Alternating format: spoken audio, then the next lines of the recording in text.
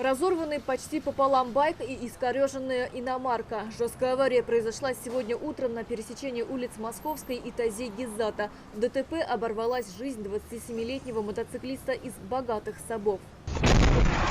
Момент столкновения зафиксировала камера видеонаблюдения. На кадрах видно почти пустой перекресток. Мотоциклист движется прямо по своей полосе. На встречной водитель Ниссана. Автоледи за рулем иномарки начинает поворачивать налево, при этом не пропуская двухколесный транспорт. За рулем была 46-летняя женщина. От удара байкер отлетает на тротуар.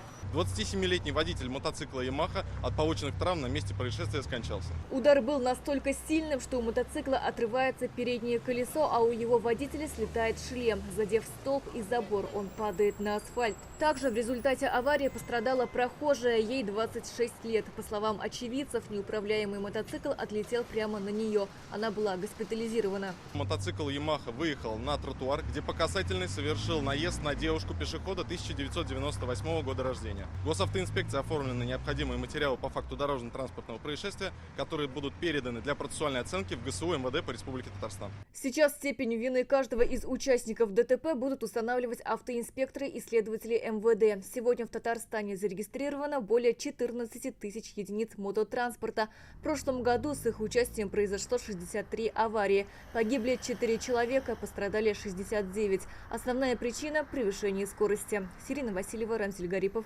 ТНВ, Казань.